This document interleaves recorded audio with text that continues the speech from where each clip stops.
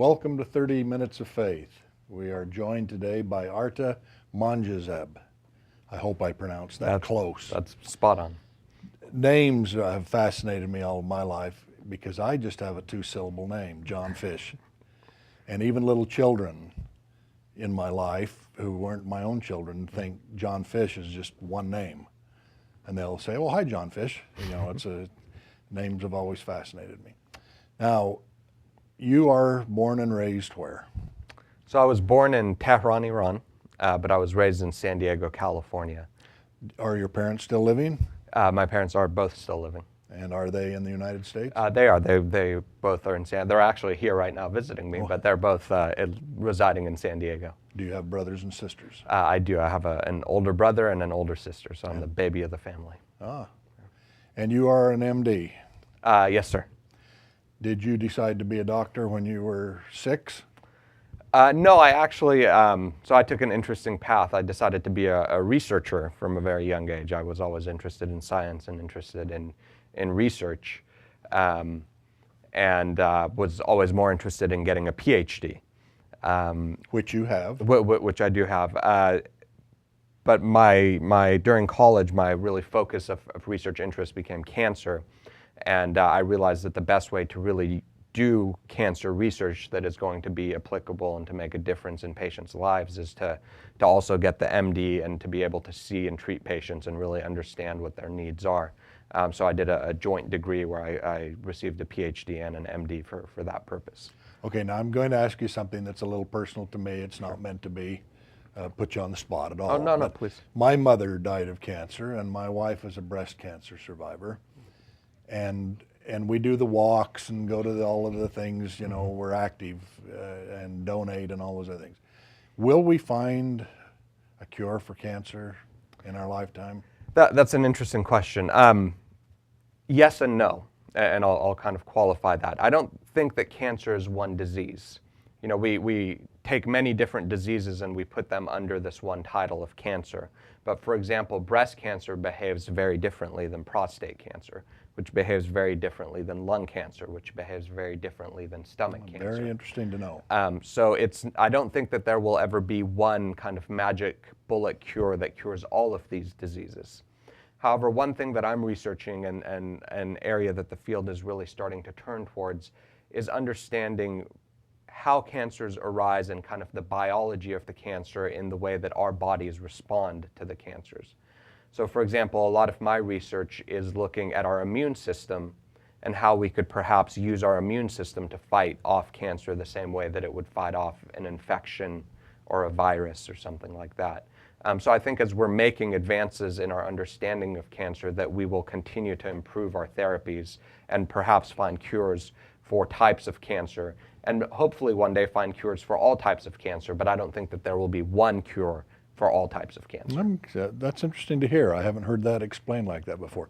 Are you familiar with the term downwinders from the atomic bomb blasts? Yes, sir. Yes, sir. Well, we lived in southern Utah. We'd get up in the morning to watch them because the sky would light up with that green-blue, and then you waited for a minute or two, and then the sound, it would roll through under the ground, and it would shake like an earthquake, and we thought it was really neat. And then in the hills up and around the area, when it would sometimes snow pink. And we'd eat pink snow, and we thought that was really, really good. And my mother's cancer appeared as a cold sore. But in 3 days, it had filled the roof of her mouth and everything else. And, she went through a lot of things. I'm sorry to hear that. Well, we all die. And we don't expect to die that way. And it was unpleasant, but, so be it. Do you see patients? I do. So I spend about half of my time seeing patients and then half of my time in the lab doing research. And do you feel like you're making progress in people's lives? I would like to think so. I mean, I think our current therapies are effective for many types of cancers. The majority of patients who I see, I expect to be able to provide a cure for statistically. And I think that as we're moving forward with newer therapies, that rate will only increase. But having said that, there's unquestionably still a lot of work that needs to be done. I still do see, too many patients for whom the only thing that I can offer is palliation, which is still important. It's important to be able to help somebody, die respectfully, and to help somebody, be free of pain during the time that they have left. But I would feel much better about what I do if I could offer those patients, a better fighting chance, and that's really what drives what I do on the research end of things. Well, and for whom the bells toll, sometimes the bells can be a good sound. Yes, sir. Now, I want to change focus a little bit. Growing up in San Diego, what went on down there in your childhood? I mean, did you learn to surf and those kinds of things? Yeah, it's a beach town, so we did go to the beach quite a bit, surfing, boogie boarding, spending time with friends. Yeah, it was an interesting place and an interesting time because we came right as the revolution was happening in Iran. Our family came out actually for a vacation and ended up never going back. Wow. But obviously in retrospect was the right decision. But it was an interesting time because being Iranian and being in San Diego, which also has a very large military town, Yes. there was certainly some negativity towards me and towards kind of our background. Little did people realize that the things about Iran that they disliked were the same things that we came to America to escape. But sometimes that kind of understanding takes a while to come about. Why do we express sort of hateful things? Do you have a take on that? Why do we act that way? I think there's probably two parts to it. I think it's ignorance and it's fear. Well stated. Yeah, I think that sometimes it's easier to hate than it is to think for yourself and really understand what somebody else is going through, and to really kind of understand the situation. It's an easier knee-jerk reaction to say, well, that's different than me, and so that's bad.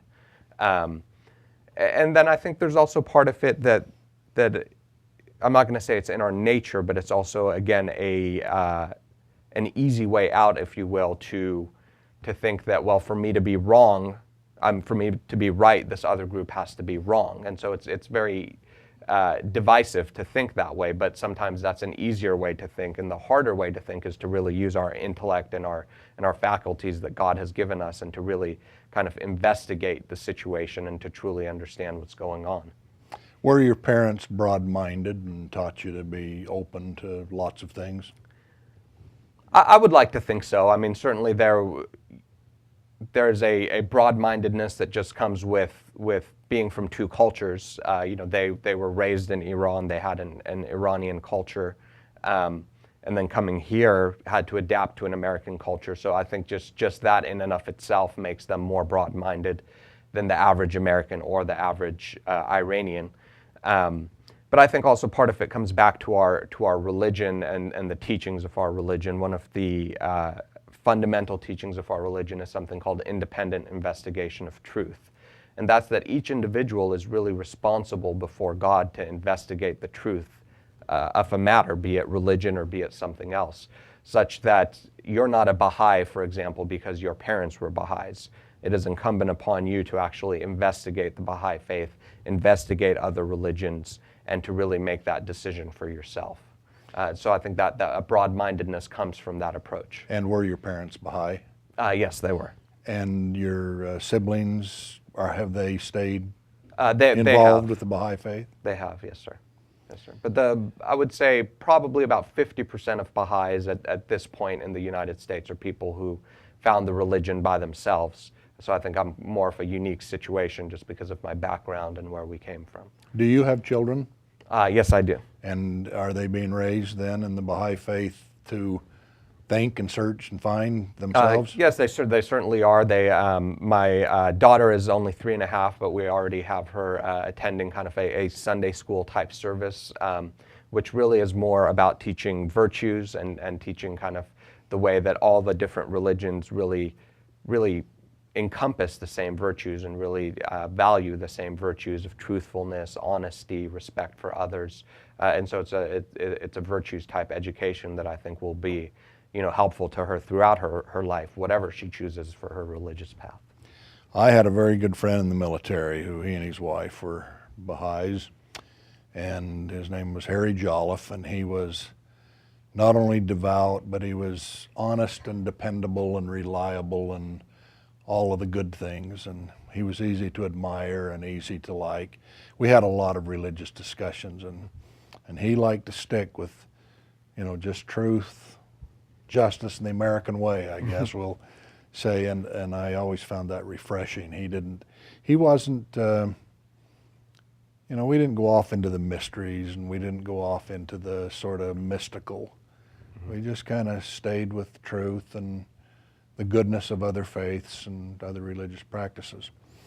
Now, I know in Greater Sacramento the Baha'i groups meet in sort of separate places. There isn't one singular Baha'i meeting house. That's correct. So where do you meet, and how big of a group, and is it every Sunday?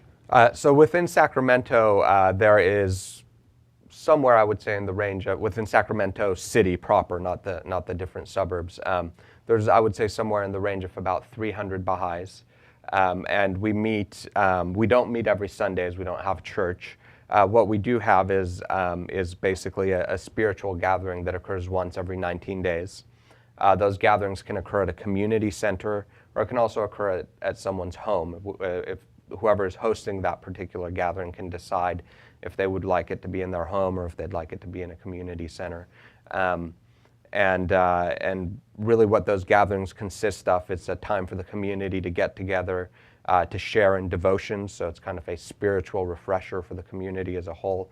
But it's also a time for the community to discuss and consult about kind of the community's ongoing activities, activities going on in communities around us and within the greater Baha'i world. So it's both a time for kind of spiritual regeneration, but also a time for kind of also taking care of the practical aspects of the religion. I have met with a couple of the Baha'i groups, and the first one I met with was out in Rockland, and they asked me what I would like to hear. And I told them on that particular night I'd like to just learn more about the Baha'is. And they had a little PowerPoint presentation set up, very informative and enlightening to me. I really, really liked it. And then they had some food and drink, and we did some serious talking and we did some laughing, and I really, really enjoyed that. In Folsom, come and join with us, and they were talking that particular night about, what will be unfolding in our surroundings in school and church and the community and that in the next year or two. And the presenter had done a lot of good homework, and that was right after the theaters had opened out at Folsom Lake College. And they were talking about some of the things that were going to be brought, pros and cons. Anyway, I really enjoyed myself. It's not deep intellect, but it is intellectual. Yes, yeah, and every gathering you go to will be a little bit different, even within a given community. Each 19-day gathering will be different. There's no clergy within the Baha'i faith, and so there is, a set course of things that need to happen when we get together. For example, for these 19-day meetings, there should be a spiritual or devotional portion. There should be a portion where the administrative tasks of the community are addressed, and there should be a social portion. Those are kind of the three aspects of that meeting. But how those different things occur are really different from each meeting to each meeting. So it's kind of nice and it's refreshing. And obviously within communities, but between communities, there are differences as well. But the commonality of it all is that we're getting together to help build both our Baha'i community, but the community in general around us, the larger community. Is there some significance to the 19 days? There is. So the Baha'i calendar is set up such that it's 19 months, each month being 19 days long. And then that leaves an additional 4 days at the end of the year, 5 days during leap year, which are kind of a time of reflection and charity and those types of things. But so these meetings are set up so they're the first day of each month. Now, we talked before the cameras turned on about Haifa, Israel. Yes, and of course, I've not been there, but I've Googled it and I've researched it, and I was given a book about it to read, and that was real delightful. Have you ever been in Haifa? I have. I've had the good fortune of going twice during my lifetime. That big temple and the grounds and all of the things there are beautiful. Yeah, it's the gardens are very well kept, and the temples are very nice. It's interesting. There's one temple, there's a few administrative buildings, but really the focus is the nature and the gardens, and so the way that it's set up and the way that it kind of as you come into the bay and you can kind of see the mountain with these terraces of gardens and the temple in the middle. It's really quite breathtaking. And can the regular Baha'i person go in the temple? Yes, sir. And the temple is open to the community at large as well. So it's not only for Baha'is. It's obviously a holy place for us. So it's a place of prayer and a place of worship, but it's open to the public as well. So for anyone to come there and see it and worship. And the first time you went there, did it meet your expectations? It did. I was in junior high school the first time I went, and it's a site of Baha'i pilgrimage, so I went with my family, and it was an amazing experience to just be there and see that and see something that from a young child I had seen pictures of, and to really see it in person. And but even more so, I think the spiritual nature of it was very important to me, especially at that time during my development. It was a good way to kind of refresh my senses and really get back into touch with who I am spiritually. And it's interesting because in the Baha'i faith we don't really have the concept of one place being more holy than another place. So for example, we don't have churches with the idea that the church is more holy than for example, your home. Obviously, certain ones of these temples where the prophet founder of the Baha'i faith is interred is thought to be a very holy spot. But aside from that, it's really, I think, just the atmosphere of spending that time really just in prayerful reflection, I think, is what makes it so important. And if you have that time to even do that at home, I think you could achieve a similar effect. But it's sometimes with our crazy lives difficult to spend 9 or 10 days in prayerful reflection the way you can when you're on pilgrimage. I go to the temple in my faith, and I go to church on Sunday in my faith, but I was raised that the great cathedral of our lives would be the home. That's where we could find peace and everything good. Sure. I'm sorry when there are homes that don't live that way, but I was fortunate enough to be raised in one that was. We were at the Vatican several years ago, and there was a large group of junior high kids on pilgrimage, and it was we spent the day there, and that was very pleasing to watch. Some of the kids were sort of joking and goofing off. Several dried their tears. Others were quiet and reverent. There was a great thing. And then a couple of years after that, we were in Lhasa, Tibet, and a pilgrimage was coming to the great building there, and they were more in awe at that place, I think. They were how old it was and the way it looked. How did you come to meet your wife, and how did you end up in Sacramento, and all of those sorts of things? That's a long and complicated story. So with my wife, she's actually also a Baha'i, and we met the summer before I started college. I was doing a social service project through the Baha'i faith in San Francisco, so I'd come up from San Diego to San Francisco, and it was a summer-long project, and actually my last day on that project was her first day, so we overlapped just by one day. And that was the first time that we met. But they ended up coming. My friends who stayed on that project after I left ended up coming to visit me in Santa Cruz, where I was then being a cabin counselor for a Baha'i summer school. And so we met again during that period of time. And one thing led to another, and we ended up kind of staying in touch while I was in college, and she was in college down in Southern California, and she ended up transferring up to UC Berkeley, where I went to college for her last 2 years, and it just happened from there. It was very, very kind of a natural process. Were you taken by her though very early on? I mean, did she seem like somebody? This is special? televised, so obviously I have to say yes. But no, I certainly was. She was, during that period of time, it was a time where we were doing a lot of social service and also a lot of prayerful reflection. So I think I was very fortunate to meet her when I was in that state of mind, and when I could really, appreciate just not her physical beauty, but her spiritual beauty. So I think I was very fortunate that we met during that period of time. Were your parents happy in their marriage? Did you get a good example of how man and woman ought to live together? I think overall they were happy. I mean, as with any married couple, they had their occasional arguments, but I think one thing that I learned from them is really the value of family and the value of unity within the family. And that was really a value that was held above everything else within our household, was maintaining unity within the family.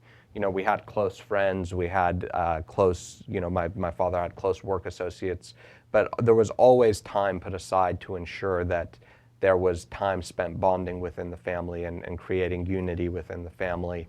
And really everybody's input was kind of taken into consideration, which is, I think, a little bit unusual for kind of a Middle Eastern families tend to be very patriarchal with a dominant male who kind of, and certainly my dad has a very dominant male type personality. He's only 5'2", but has a booming voice, and he's a college professor, so he's very good at lecturing.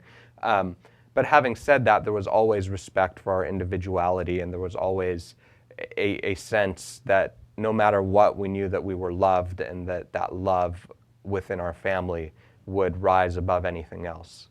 So I think that value is something that I still value, and I try to create in my own home.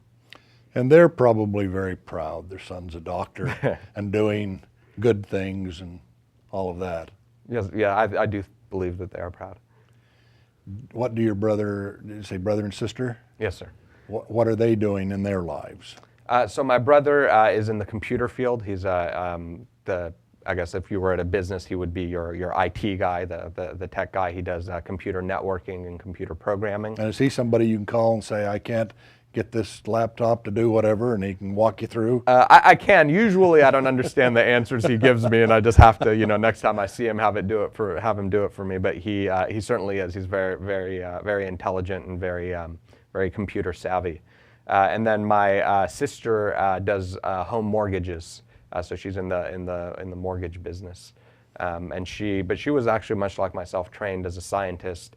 But I think as she had children and had a growing family, I think it became hard to maintain that lifestyle and still really devote as much time as she wanted to the family. And so I think it kind of led to a career change to an extent. You have a very nice family. Is family emphasized in the Baha'i faith as far as when you're together? Do you talk about respect and love and affection and those kinds of things? Yeah, I think without question, the family in the Baha'i faith, as in any religion, is really the building unit of society. And one of the things that the Baha'i faith seeks to bring about is unity and love within the world. And it's stated very clearly in the Baha'i writings that if that unity and that love does not exist in the family, the basic building block of society, then it's impossible to achieve that within the greater world. So the family is really held in very high importance, as is the education given to children by the family is held in high importance, and parents are held responsible to God for educating their children, both spiritually but with material education as well. Do you work with good people? I think that I do. We work at an academic center, which means that the people who are there are really there with the purpose of trying to make the field advance. And I think there's something to be said for that. I think there's a certain type of physician who goes into academic medicine. I think I think all physicians in general are people who are dedicated to their patients and improving the lives of their patients. But I think the ones who go into academics have a specific focus on research and really trying to advance the field. So because of that, I think I work with people who not only care deeply for their patients, but are also highly inquisitive and open-minded people and really are searching for solutions. When I was a teenager in a small town, there was just the one doctor in general practice, but he liked boats, and he had about 4 or 5 of them. And some of them were, just little dinky boats that he liked to play around with. But he had a nice big speedboat that had a 427 engine in it. And he had learned in his life that you can't own a boat unless you know how to fix it and repair it and take care of it. And he knew how to work with fiberglass, and he was also a good engine mechanic and all those other things. And so when you'd be sitting in his office talking to him, even if he was giving you a physical or checking you for some illness or something, you didn't talk medicine much. You talked, how's the car running, and what's it doing, and all those other things, and then stuff about boats and the lakes and the rivers and all those things. Well, it's wonderful to have you come and visit with us. Yeah, I appreciate the invitation. And I'm glad that we were able to hook up. If you could wave a magic wand in the world and change or fix something, what would that be? I think I would try to change the way that people relate to each other. I think that fundamentally, regardless of religious background, regardless of ethnic background, regardless of economic background, that we're all very similar. We all are loving beings. We all crave love from our fellow human beings because we see the love of God reflected in them. And I think if we took just more time to really understand each other's point of views, to learn about each other, we would really see that the commonality in that love, and that would really, A, relieve a lot of the world's prejudices and problems, but B, would also give us a sense of family where you couldn't sit by and watch another person suffer meaninglessly because you viewed them as really a member of your own family, and you would feel compelled to do something about that. So I think that could solve a lot of the world's problems. Thank you very, very much. Thank you.